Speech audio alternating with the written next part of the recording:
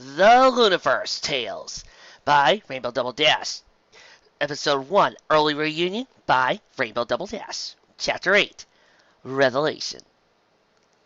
Starlight paced back and forth on the balcony room, not caring about the castle staff that was staring at him. It probably had a different proper name, but Starlight never learned it. In its most obvious potential name, the Mat Room, referred to an entirely separate chamber located near the Canterlot's library. As a result, the room that contained the intricate map of Equestria on its floor and heavens embedded into the ceiling was, in Starlight's mind, named after its most defining feature, the three wide, railless balconies that looked east, west, and north. Starlight usually met with Luna here every dawn, and had for the past 8 years, ever since she had returned to Canterlot and selected him to be her major domo. A nocturnal creature by choice, Luna would set the moon and stars, raise the sun, and then impart final instructions to him, while he would give her a final report on the course of the day, assisted by the half-dozen ponies that stood near the door, each carrying ledgers and scrolls, before retiring one story up to her chambers in the tallest tower. Starlight would typically himself retire as well, for as long as the princess chose to be a creature of the night, her major domo could be little else. There were also servants present, who would typically take the royal regalia from Luna to be clean, polished while she slept. Rounding out the group were a pair of night guards, in this instance 2 unicorns, who were mostly around for ceremonial purposes. 8 years of routine, never broken before. Until that was today. For that matter, yesterday had scurried uncomfortably close to breaking routine as well, and Luna had given in to her baser desires near its start, when she assaulted the wine cellar, and the revelation that the pink mare claiming to be Celestia really was an alicorn, and then Luna her flying off, utterly abandoning the night court. Such as it was, with 3 provinces and 5 of Equestria still refusing to send representatives to Canterlot, as they continued not to trust Luna's rule, and basically wasting an entire night on stars only knew what. He wasn't precisely worried. The sun had risen at its normal time, or at least close to it that Starlight couldn't tell the difference. So, at the very least, Luna was mostly alright. Nevertheless, her odd behavior over the past 24 hours. At length, there was noise from the eastern balcony.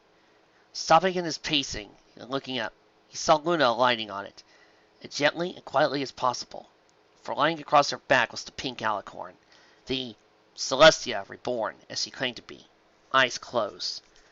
Starlight also noted, with a small amount of distress, that Luna's regalia was missing, as was the fairly expensive dress that the pink alicorn had come to see Luna wearing. Starlight trotted over to the princess, heedless the fact that his footsteps were making firm click-clack noises on the tilted floor behind him. "Your Majesty!" Luna shot him a wide-eyed glare, which stopped him in his tracks, then nodded her head toward the sleeping alicorn on her back. "Quiet!" she ordered, her voice just barely audible, as she made her way forward at a considerably more quiet pace. "She's had a long night and is soon to have an even longer day. Let her sit while she can." Starlight blinked a few times, before nodding and looking behind him, to the servants that had apparently approached more delicately than he. "Take her from the princess, Anne," he began, quietly. Luna, however, cut him off again, this time with a slight cutting motion with one wing. "I shall carry her," she said, as she made her way past the servants, and paid little notice to the ponies bearing scrolls and ledgers that an entire night's work had been wasted. Starlight fronted that. "Majesty, there's no need to burden thyself. Remember, Starlight, that from my perspective, being a princess, being waited upon hoof and mouth, is still a relatively new experience for me to how long I have lived." Luna interrupted, not slowing her gait. "I have moved mountains. A young mare can hardly compare to that." Starlight bristled slightly at the rebuke. Of course Luna was fully capable of carrying the alicorn on her back. That wasn't the point. Nevertheless, she was still the princess, and so he nodded after several long moments, Luna not slowing down in the slightest, turning to the servants and bookkeepers. "The princess will continue to put the affairs of Night Court on hold," he instructed him. "I will call you when you are needed, with Her Majesty's permission." He turned to look at Luna, looking for confirmation of his order, and in reaction to his not-so-subtle jab at her, but found himself looking at an open door, through which he managed to catch a sight of a billowing, starry tail at the princess. The night guards had also left without informing him, not that they were required to. Starlight's eyes twitched as he precariously considered staging a coup, if only to get the princess to stop ignoring the affairs of state. Sighing mightily, he turned to the other ponies in the room and waved a hoof. "Go on, get some rest. It's not as though Equestria is still merely recovering from 12 years of anarchy and abandonment," he intoned. The collected ponies' reactions were made of equal parts shock, dismay, and bemusement as so blatant a critique of the princess and her 12-year disappearance at Canterlot. Starlight didn't give them a chance to respond, however, and instead turned and set off for Luna. Catching up to her wasn't hard. Talking to her, however, was, as she appeared to have surrounded herself out to a 20-foot radius in a circle of silence. Starlight briefly considered the opportunity to voice his appraisal of the situation and vent some frustration, but decided against it. Because he couldn't hear himself near Luna didn't mean that Luna herself was rendered deaf. Instead, he settled on following her, and the 2 night guards who escorted her, to the guest quarters she had instructed the alicorn and her retainer to be set up in. When she had arrived, she dispelled her radius of silence and knocked softly on the door. The brown Pegasus, Carousel was his name, answered it within moments, as though he had been waiting for it. His eyes widened at the sight of Luna, widened further at the sight of a pink alicorn draped across her back, but, much to Starlight's personal dismay, he kept his mouth firmly shut when he noticed the pink alicorn was sleeping. "She is fine," Luna said quietly, a depleting glance for Catasol, as he stepped into the room, heart glowing and lifting the pink alicorn from her back gently, guiding her to the bed and laying its covers across her prone form. Once he was settled, Luna retreated from the room, begging Catasol to follow.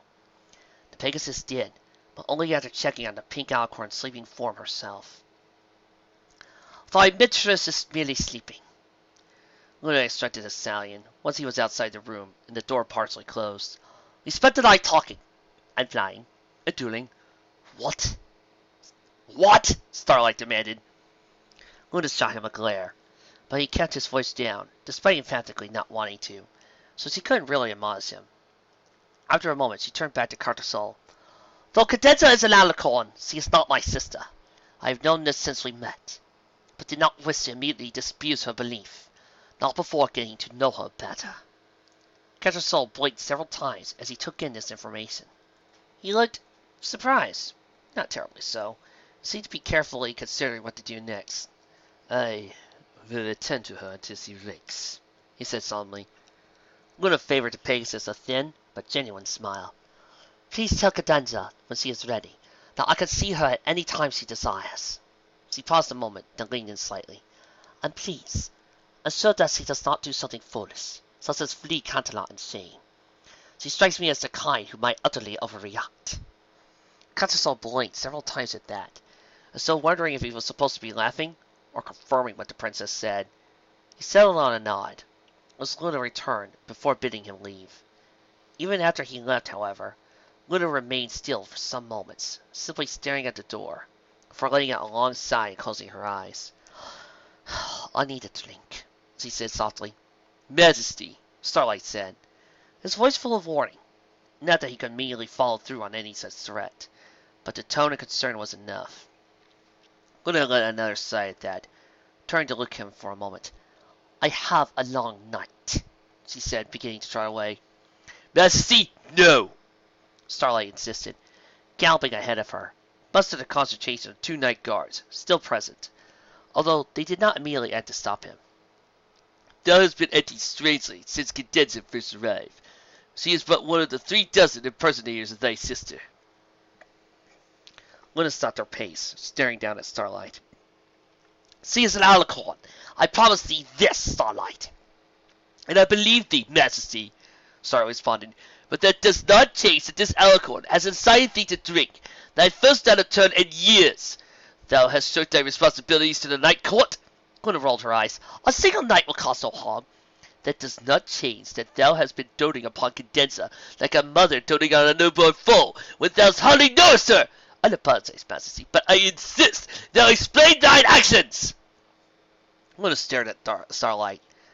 The purple unicorn blinked a few times, before remembering exactly who he had just shouted at, and opened his mouth to add a lame "please," but then reconsidered and elected not to.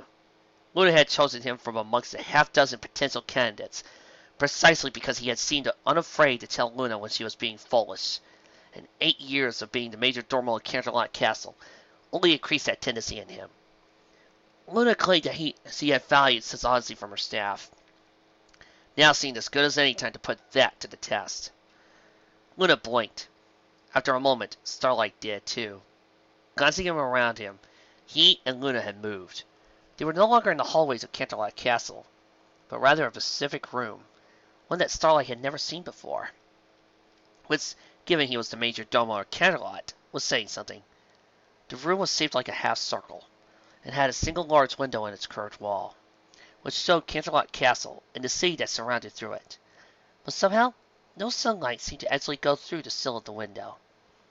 The rest of the stone room was cast in dark blue, and lit by thousands of glowing gems set into the ceiling. Glow gems, which, Starlight realized when he looked down, moved, heedless of their medium and solid tone. Despite the sheer number of gems, however, each gave off only the barest amount of light, such as the room was only dimly lit. The room probably had walls, but the walls were completely obscured by shelves, containing trinkets and sun-dried baubles and curiosities, far too many for Starlight to properly take them all in, or even a portion of them, except for the strangest.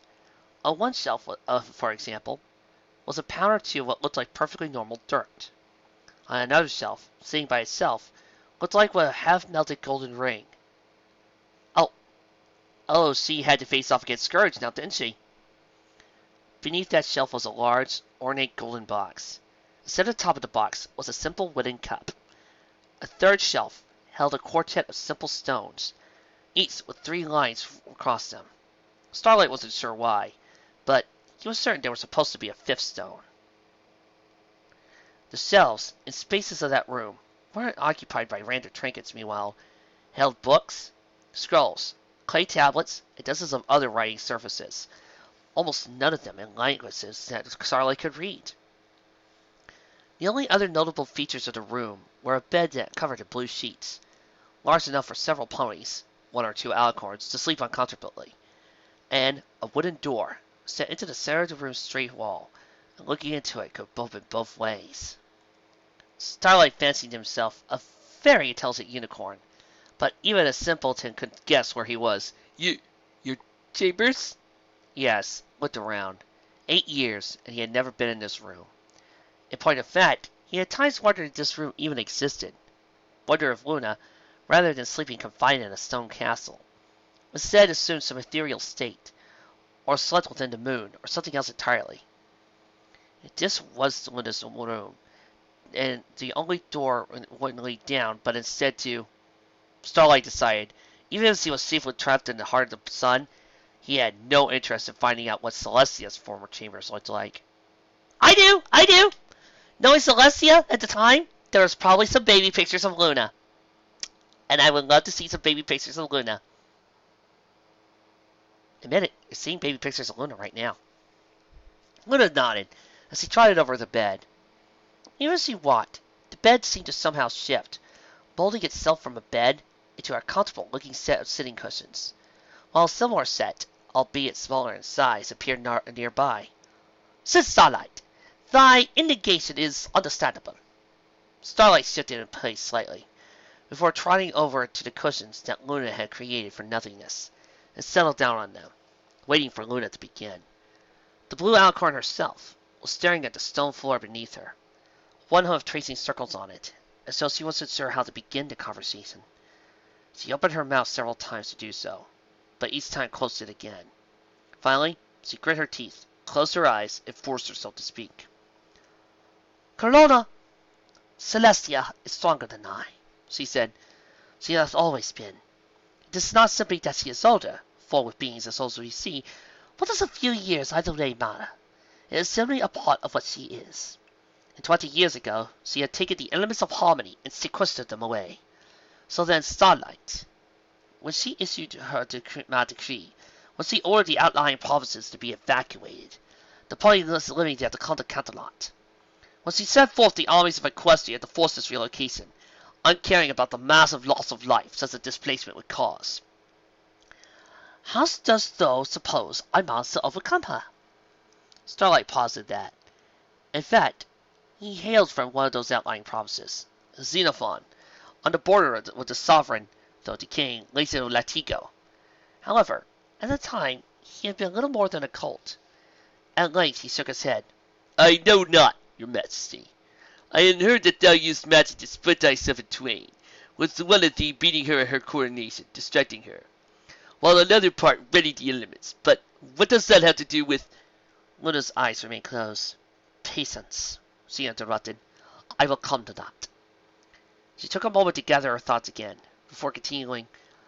Before my sister went mad, I was lonely. I was ignored by the ponies of the world, was what I felt. None cared for the nights that I labored upon. Ponies slept through them and were frightened of the darkness, and held the light of the moon and stars in contempt. And I felt envious of my sister, who was always honored, respected, and always so loved by every pony. So I began to look at dark magic, and considered the possibilities offered by the violent magic of pacts and blood and darkness. A plot formed in my head, Starlight. A terrible plot. One that I am ashamed to speak of. I planned to overthrow my sister and bring out Night Eternal. Luna laughed. What was it that you suggested yesterday? Nightmare Moon.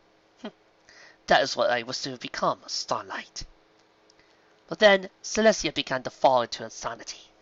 She began taking a harder approach towards our allies, enforcing the laws of the land with greater vigor, creating new ones to control the population. She raised taxes, increased the size of our armies, and would hear advice and counsel from no pony. Slowly, ponies began to approach me, looking for aid, looking for an alternative to Celestia's increasing in their attractability. Luna shook her head. I was so happy to be needed. Gradually, the ponies who were able, though they did not know it, to pull me away from my dark magic. Though they spoke of the increasing harshness of Celestia, around me she still acted as she always had. Maybe a little more weary, a little less patient, but still, the Celestia I had known all my life, since I was young, since the world was young. But 'twas not the case. Celestia had lost her mind, becoming Corona. You know what happened next. Her order to relocate tens of thousands of ponies from the outer mountains to Canterlot. Heedless of the mass starvation such a displacement would cause. How I challenged her in the day court, how she proclaimed her intentions to crown herself queen, how I stole the elements and fled before she could slay me in anger. But here, common knowledge ends. Luna opened her eyes, looking at Starlight with pain expressed on her face. Corona is stronger than I, but there was a possibility, a way to overcome her, the way I had planned to, years earlier. Starlight's eyes widened, and he stiffened. Dark magic, he intoned. Luna's lips were pressed tightly together. I split my body and my consciousness, and my power in two, but not evenly, she explained. The vast majority took the elements to the Everfree Forest and prepared a trap for our old palace there. But the smaller part of me did something else. I, really, created a calling circle, and summoned up from Tartarus a being of immense dark power. A being that could have the ability to fight Corona on equal terms. T-Rex. You coward. Starlight stood at that, backing away from horror. Thou madest the bargain with T-Rex? He demanded. T-Rex was a demon. I personally think devil. But there was no other way to describe him. And one of the darkest, vilest creatures that ever attacked Equestria. Grogar had never stretched his hoof beyond Tamberlon. Smooth, though immensely dangerous, had been contained within a matter of days.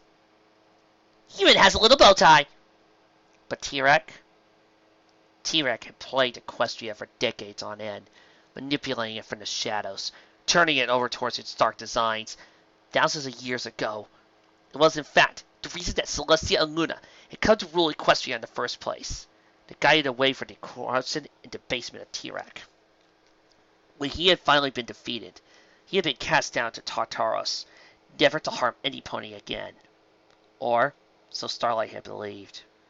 Luna, as Starlight's exclamation shook her head, "There was no bargain, Starlight," said Luna.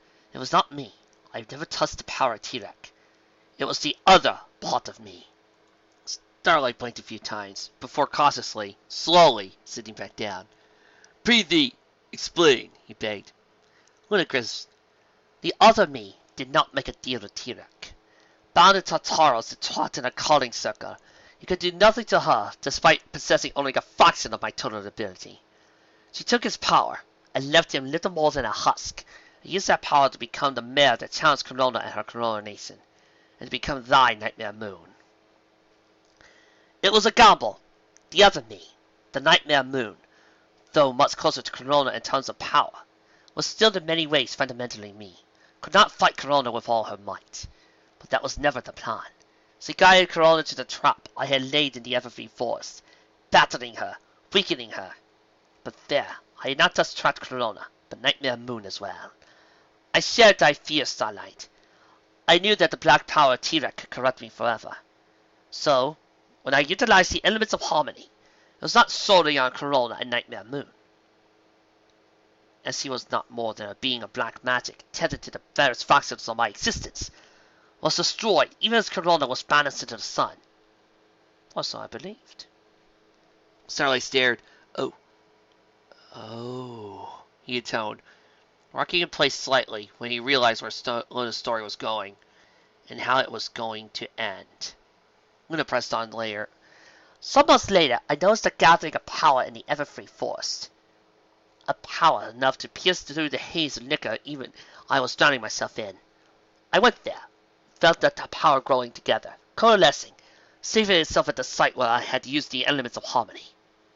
I did not know it was forming, but I knew from whence it came. It was an echo of the part of me that had borne T-Rex power, the part of me I had been struck by the elements of harmony.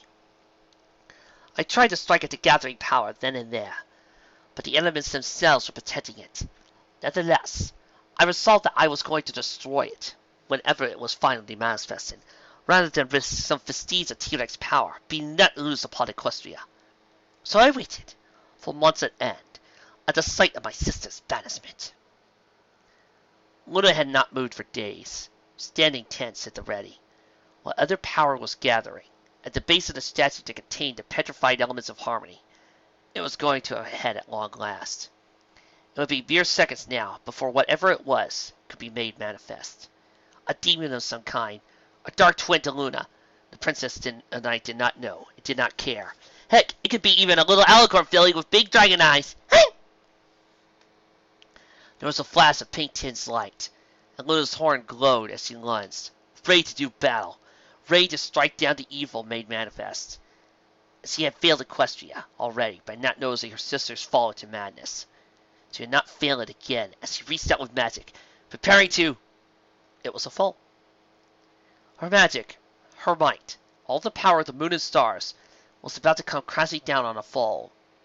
Luna gasped and pulled back, barely stopping a force that could cleave mountains in half from falling on its intended target. Luna stood as still as a rock as she stared down at the foal. The foal, a filly, was small, about the size of what to be expected of any newborn pony, covered in a pink coat, with a mane of purple and cream and white. On its brown was the tiny nub of a horn, while sitting a pack were a pair of wings that started pink, but gradually faded toward blue at the tips of its primaries. Everybody, all together now. Aww! The foal lay still on her side for several moments, before its legs and wings twitched, and its eyes opened, large and purple.